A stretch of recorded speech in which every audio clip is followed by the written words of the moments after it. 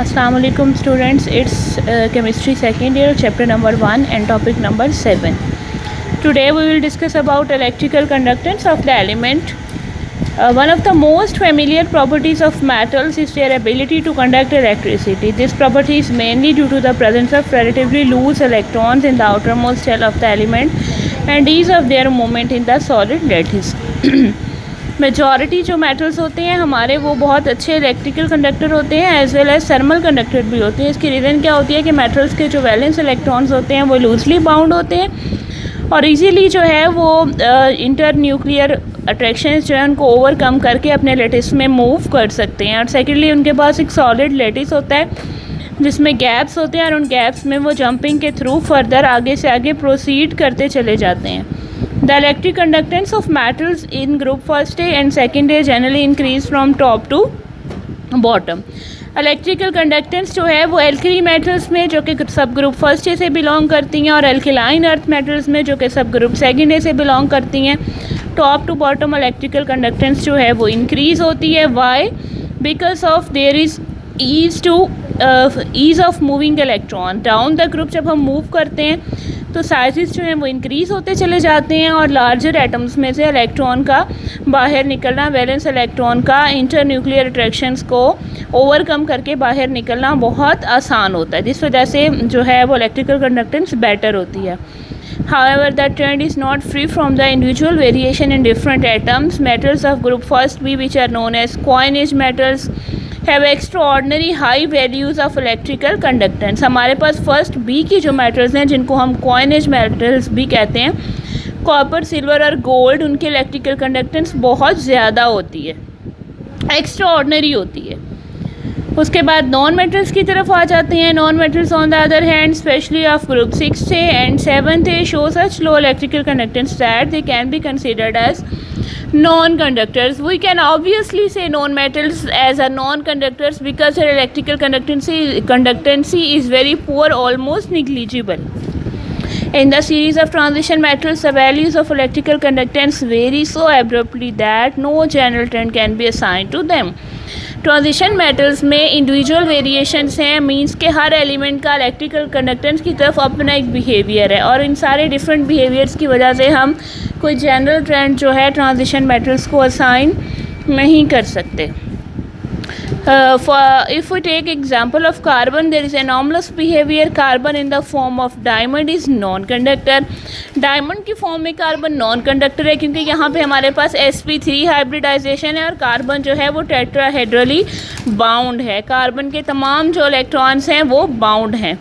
While in the form of graphite, carbon is fairly good conductor because one of its 4 valence electron is relatively free to move. यहाँ पे graphite में हमारे पास carbon की sp2 hybridisation होती है। Graphite का layer structure होता है, लेयर लैटिस होता है, लेयर्स के दरमियान में कार्बन के वैलेंस इलेक्ट्रॉन्स का मूव करना आसान होता है। So graphite is fairly good conductor of electrical conductance. आपने बैटरीज़ के सेल देखे होंगे। हमारे पास जो सेल्स होते हैं पुराने ज़माने में जो रेडियो वगैरह इस्तेमाल होते थे उनमें बड़े साइज़ की बैटरीज इस्तेमाल होती थी। अगर उस बैटरी को तोड़ के देखें तो उसमें से ग्रेफाइट का रॉड निकलता है because the graphite is used as anode due to its fairly good electrical conductance. The lower element of group 4th A, tin lead are fairly good conductors and their values of electrical conductivity are comparable with those of their counterparts in group first A. tin और lead क्यों अच्छे conductor हैं?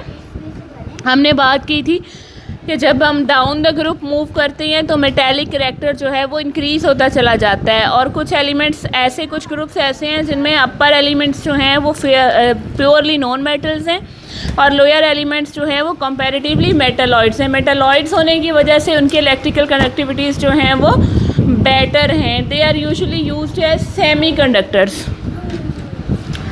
Okay, now there is topic number 8, hydration energy. The hydration energy is the heat absorbed or evolved when 1 mole of gaseous ion dissolved in water to give an infinitely dilute solution. For example इसमें क्या होता है, hydration energy में आप solvent लेंगे, water ले लेंगे, ठीक है, और उसमें आप 1 मोल जो है किसी भी एलिमेंट के गैसियस आयंस का डिज़ोल्व करेंगे। इतनी ज़्यादा क्वांटिटी में आप डिज़ोल्व करेंगे कि हमारे पास इनफाइनाइटली डाइल्यूट सोल्यूशन आ जाए। For example 1 mole of gaseous hydrogen ions are dissolved in water resulting in infinitely dilute solution, a large amount of heat is liberated. अगर हम H पॉजिटिव आइंस को डिसॉल्व करेंगे वाटर में infinitely to make an infinitely dilute solution, then there is evolution of 1075 kilojoule per moles of heat. ये hydration energy का जो table है इसे कंसिडर करने की ज़रूरत नहीं है आप लोगों को, बस एक ट्रेंड आपने देखना है. ट्रेंड जो है नीचे टॉपिक में दिया गया है, उसको मैं रीड कर देती हूँ. It is evident from the table that the hydration energy is highly depend upon the charge to size ratio of the ions. Charge to size ratio, atom के चार्ज, आयन के चार्ज और ion के size की ratio. For a given set of ions, for example, of group first, a charge to size ratio decreases from top to bottom in a group. The hydration energy also decreases in the same fashion. On the contrary, the hydration energy increases significantly by moving from left to right in a period as the charge to size ratio increases. आप याद करने के लिए अपने mind में ये चीज़ रख सकते हैं कि एनर्जीज़ की टाइप्स इतनी आपने पढ़ी. आयनाइजेशन एनर्जी पढ़ी आपने, इलेक्ट्रॉन एफिनिटी पढ़ी आपने, हाइड्रेशन एनर्जी पढ़ी. ये तमाम energies top to bottom in a periodic table decrease होती हैं और left to right in a period increase होती हैं. They all the three types of the energies have same trend in periodic table. They have same trend, but the trend is due to different reasons. Their trending is same, but the reason of the trending is different. Keep in mind. Okay. Now we'll move toward periodic relationship in compounds. हमारे पास binary compounds हैं periodic table में. बहुत ज़्यादा inorganic elements जो हैं वो binary compounds बनाते हैं.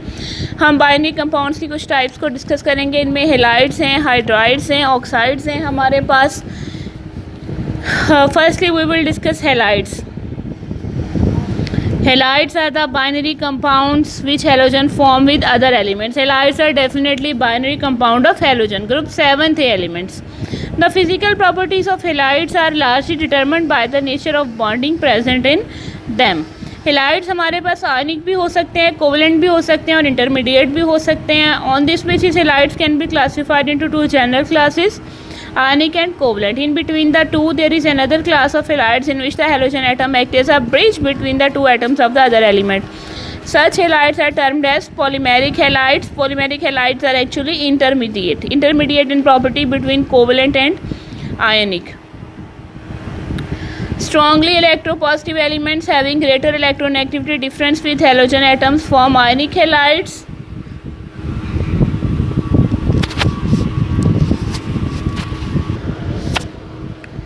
Okay, we are talking about halides, a large group of the compounds which have a lot of importance in our daily life. There are three terms: ionic, covalent and the polymeric. Strongly electropositive elements having greater electronegativity difference with halogen atoms form ionic halide. हमारे पास alkali or alkaline earth metals and they are the most electropositive elements of the periodic table and they have lot of difference of electronegativity from halides, so they form ionic halogens. So they form ionic halides. The halides of group first are considered purely ionic compound which have high melting point. हमारे पास नमक है, table salt जो आप routine में इस्तेमाल करते हैं, ये आयनिक हैलाइड की एक एग्जांपल है. आप इसको मेल्ट करने की कोशिश करें सॉल्ट को, टेबल सॉल्ट को, it is not easy to melt it. Such halides have three-dimensional lattices consisting of discrete ions. Among the pure ionic compounds, the fluorides have the highest lattice energies. Due to the small size of the fluoride ion, thus for ionic halides, the fluorides have the highest melting and boiling point, which decrease in the order. हमारे पास fluorides के melting और boiling point सबसे highest होते हैं. Fluoride के बाद chloride, chloride के बाद ब्रोमाइड और सबसे लीस्ट जो है वो क्या है, iodide. Less electropositive elements such as beryllium, gallium and aluminium form polymeric halides having partly ionic bonding with layer or chain lattice. Beryllium, gallium और aluminium जो हैं ये क्या बनाते हैं, polymeric halides बनाते हैं. The lattice of silicon chloride SiCl4 consists of discrete molecules which are highly polar. The bonds in phosphorus trichloride and S2Cl2 are less polar than those of SiCl4. On moving across the periodic table from left to right, the electronegativity difference reduces and the trend shift toward the covalent halides. यहाँ पे भी एक table है, आप इसको देख सकते हैं।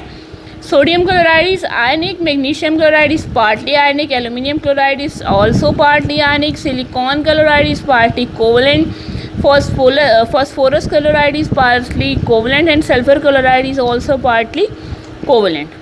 As the intermolecular forces in covalent halide molecules are weak van der Waals forces, so they are often gases, liquid or low melting point solids. Physical properties of covalent halides are influenced by the size and polarizability of the halogen atoms. हम already बात कर चुके हैं कि अगर हम halogen family को देखें तो उसमें आयोडीन की पोलराइजेबिलिटी जो है वो मैक्सिमम है। Iodide as being the largest and more polarizable ion possess the strongest van der Waals forces and therefore have high melting and boiling point than those of other covalent halides. The variation in bonding character is also present and descending from top to bottom in the halogen. In general, for a metal, the order of decreasing ionic character fluorides for a single, अगर in case हम sodium की बात लेते हैं, sodium का fluoride जो है वो मैक्सिमम आयनिक होगा, क्लोराइड उससे थोड़ा सा कम आयनिक, ब्रोमाइड उससे थोड़ा सा कम आयनिक, एंड आयोडाइड जो होगा उसका आयनिक करेक्टर लीस्ट होगा, least ionic. For example, if we take aluminium fluoride, it is purely ionic compound. Its melting point is 1290 degrees Celsius and fairly good conductor, whereas aluminium iodide is predominantly covalent with melting point of 198 degrees Celsius and electrically a non-conductor. In case of an element forming more than one halide, a metal halide in its lower oxidation state tends to be ionic, while that in the higher oxidation state is covalent. For example, lead chloride is mainly ionic and lead PbCl2. Stannous chloride is mainly ionic and stannic chloride is plumbous chloride is mainly ionic and plumbic chloride is fairly covalent. वैसे ये बात हम stannous chloride और Stenik chloride के लिए भी कह सकते हैं। This can again be explained by the high polarising power of lead tetra positive as compare to that of lead tri positive. This is all about today. Tomorrow we will discuss next topic इंशाल्लाह। अल्लाह हाफिज़।